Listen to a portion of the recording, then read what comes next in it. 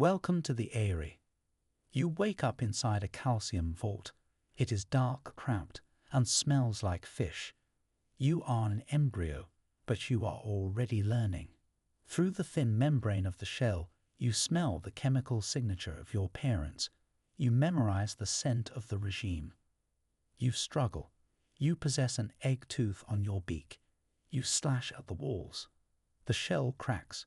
You push into the cold air. You slide out onto a floor of woven sticks. You are wet, blind, and shivering. You weigh less than a can of soda. The first thing you feel is the wind. You are 100 feet in the air, sitting in a structure the size of a minivan. This is the Eyrie. It is a massive investment of biological capital, built over decades. You are not alone. Something moves beside you. It is warm. It is your brother. He hatched 2 days ago. He is bigger. He is heavier. You open your mouth to beg for food, and he strikes. His beak hammers into your head. You fall back. He pecks you again. This is Cainism. In this nest, resources are zero-sum. If he eliminates you, he gets 100% of the calories. Your parents watch. They do not intervene. They are investors looking for the highest ROI.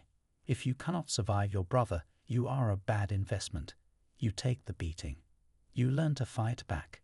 You scream for food, not the Hollywood screech, but a desperate high-pitched whistle. Skip forward 6 weeks. You are the size of a house cat. You have survived the sibling purge. You are covered in grey down, ugly and awkward. You stand at the edge of the nest. Below you lies the security zone. Your parents patrol this perimeter with a graduated response system. If a heron enters, they ignore it. If another eagle enters, it is total war. You watch your father intercept an intruder. He dives at 100 miles per hour. He locks talons with a rival mid-air. They spiral toward the earth in a chaotic spin, breaking apart only feet above the trees. This is your inheritance. Violence is the only border patrol. But you are hungry. Your metabolism is running a deficit. You need 500 grams of salmon a day just to break even. Your mother drops a fish into the nest. It is a chum salmon. You tear into it. The energy density is 0.9 calories per gram. It is low-grade fuel. You need more. You try to steal a piece from your father. He backhands you with a wing, knocking you into the stick wall. The lesson is clear. There is no charity in the regime. Even inside the fortress, you eat what you can take. Skip forward. You are 6 months old. You have fledged. You have left the nest. And now you are homeless. You do not have the white head or the white tail. You are brown, mottled, and invisible. You are a floater, a stateless insurgent with no territory and no rights. The winter hits. The temperature drops to -10 degrees Celsius. Your metabolic tax skyrockets. You are burning 116 calories per kilogram just to stay warm. You are in thermal debt. You fly over the river. You see a flash of silver, a fish. You dive. You are clumsy. Your angle is wrong. You hit the water hard, but your talons grasp nothing but mud. You struggle back into the air, wet and heavy. That missed hunt cost you 50 calories you didn't have. You fly for 3 days without eating. Your body begins to consume its own muscle. You are entering a death spiral. You see an osprey carrying a trout. You don't hunt the fish. You hunt the bird. You engage kleptoparasitism. You dive bomb the osprey. You scream. You harass. The osprey drops the fish in panic. You catch it mid-air. You didn't earn this meal. You stole it. This is the economy of the subadult.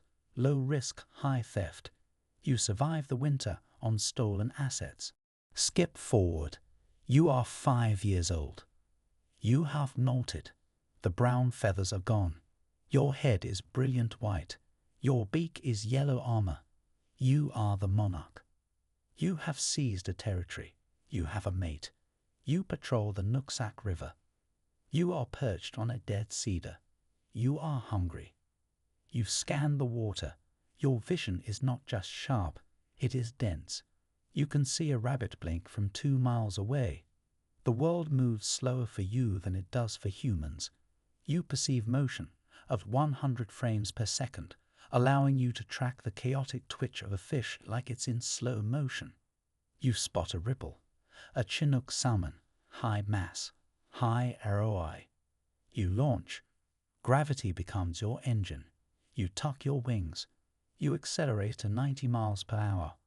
The wind roars, but your eyes are locked. You extend your legs. This is the arsenal. Your feet are equipped with a digital ratchet lock. Inside your toes, tiny ridges on the tendons interlock like zip ties. You do not need muscle to hold on. The mechanism mechanically locks into place. You hit the water. Your talons, sharp as needles, penetrate the fish. You engage the hallux, the back toe. 400 psi of pressure. The fish is paralyzed instantly. You lift. The wings heave. You carry the asset to the tree. You tear into the meat. The energy floods your system. You are the apex of evolution. But the river has a trap you cannot see. The water is warming. The fish are moving deeper. You need to scavenge. You spot a pile of deer guts left by a human hunter in the woods. It looks like a free meal, a high-yield bonus. You land. You gorge. Hidden inside the meat is a fragment of a lead bullet. It is the size of a grain of rice. You swallow it. You have just signed your death warrant. This is the lead debt. Within hours, the acid in your stomach dissolves the lead. It enters your bloodstream. It attacks an enzyme called ALAD. Your body stops producing hemoglobin.